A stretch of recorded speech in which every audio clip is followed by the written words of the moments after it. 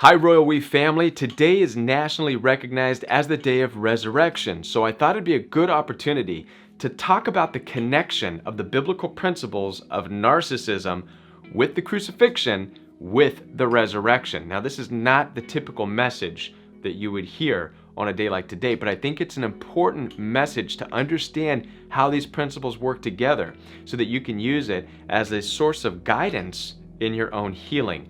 Now, if you're watching this video, it's because you have experienced the trauma of narcissistic abuse, as have I. And as I speak with you one-on-one through coaching sessions and counseling, together, we have this mutual understanding that there is a death that takes place from the narcissistic world that you are involved in, whether that's with your family, your parents, your friends, your spouse, your own children, your coworkers, whatever the case may be. Not only does it feel like you were killed away from that relationship, but it seems like everybody attached to that relationship in some way, shape, or form had betrayed you, had turned their backs on you.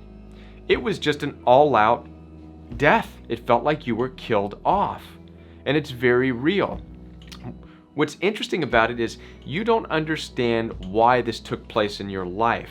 I still struggle to understand why this had taken place in my own personal life. After all, you believe from your own perspective that you did everything you could in the relationship to bring love, kindness, truth, to shed some light into the situation, to talk things out, to resolve your differences. You really tried to fit in, and the more that you tried to bring these truths, and the more you tried to bring light, and the more you tried to bring justice and equality, the more you were met with anger and rage from narcissistically abusive people.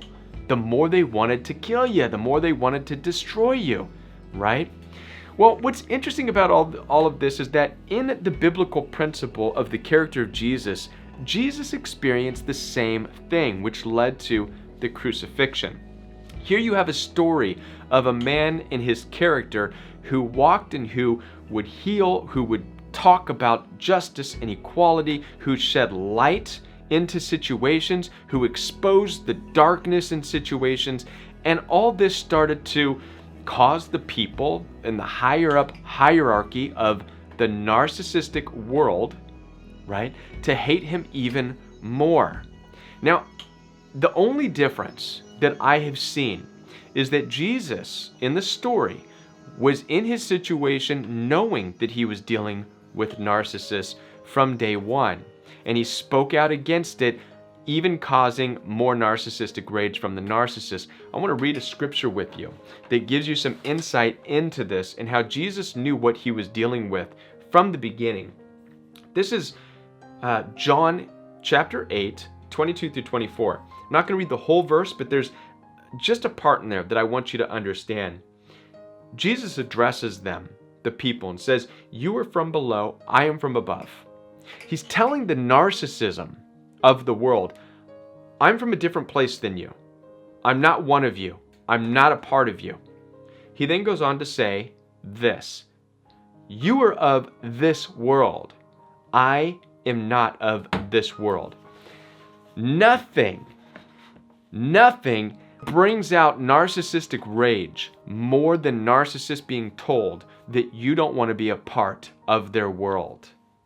In my own situation, I can recall that when I first got married and I was trying to get along with siblings and different people on my wife's side of the family and this and that, and I noticed that they were of a different lifestyle than me.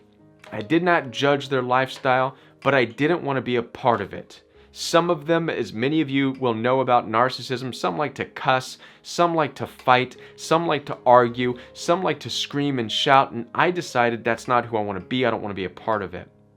In one of the altercations that I had with certain sibling and certain family members, they indicated to me that, hey, you married into this family, therefore you have to put up with this. So you have to imagine it's kind of like in the biblical understanding here, the Pharisees and the Sadducees, they were telling Jesus, hey, you're here with us. You have to go along with what we say. And Jesus was simply saying, no, I'm not of this world. My response to the situation was something similar. And maybe without realizing it, your response to the situation with the narcissist was similar. When I stood up and said, I'm not going to be part of the name calling, I'm not going to be part of the cussing, and when they proceeded to say, hey, you married into this, I said, no, I'm not a part of that family. I'm not a part of that world. I saw narcissistic rage triggered like you would not believe. And that is what began the destruction and the effort to destroy me, is the moment I said, I don't want to be a part of that. Right? And this is what Jesus was saying. I'm not a part of your world. I'm not a part of this. He knew it early on. He spoke it out from the very beginning. I'm not a part of your world. I'm not going along with your dark deeds. I'm not going along with your lies and your manipulations and your hypocrisy.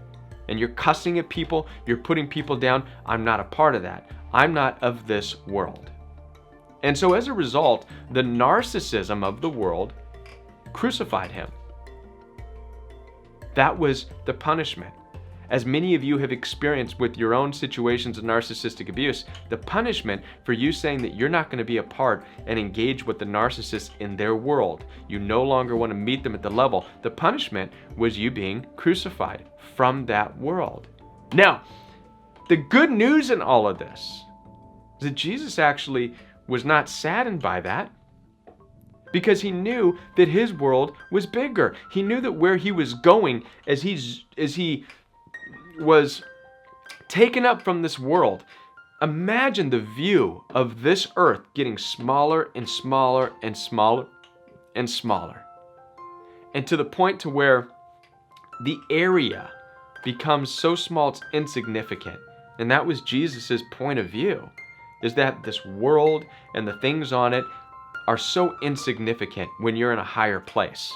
So for you and me, that translates into this. Once you've been killed off by narcissistic abuse and you get away and you go no contact, you look at that situation and that world you had with the narcissist as being so small and insignificant that you don't need to be a part of that world. You are now in a far place with a much different view, right? In fact, I want to read one more scripture to you here. This is John 15:19. Jesus says, if you belong to the world, it would love you as its own. Jesus is saying that if you belong to narcissism, narcissism will love you because you're narcissistic too. You live in this world where you don't care about other people, you call people names, you cuss people out, you only care about yourself, you only care about what you can get, you only care about how much money you can get. If you're a part of that, then the world loves its own. As it is, but Jesus goes on, as it is, you do not belong to the world, but I have chosen you out of the world. That is why the world hates you. So when we talk about the world, this world could be the small narcissistic family that you got away from. What Jesus is trying to tell you here is that, listen, if you were one of them, they would love you. But you're not, because I have called you out of them. I have called you to a different place. And since I have chosen you out of them, they will hate you. This is what you experience with narcissistic abuse. Their attack on you, their attack on your life, is their hatred because you were chosen to have nothing to do with them. And narcissists cannot stand for people to not want to have anything to do with them. They hate that. That inflicts narcissistic rage because it makes them feel insignificant. Which, if they're going to be calling you names, if they're going to be playing in this world of being loud and obnoxious and starting fights with you and stuff, then they are insignificant. So take this as a biblical principle and understanding that you were killed away from that world because it's an insignificant world to you. It's not the world that you belong in. Now then, as far as the resurrection goes, you have been raised up. You're still alive. You're watching this video, and you are to go on in life knowing that you live in a different place, far away from that world of narcissism. You don't belong there. Hope this makes sense to you. I am available for one-on-one coaching sessions, and I would love to speak with you. So be sure to like, subscribe, find out the information of how to contact me down below in the description box, and we'll be back with more videos right here on The Royal We.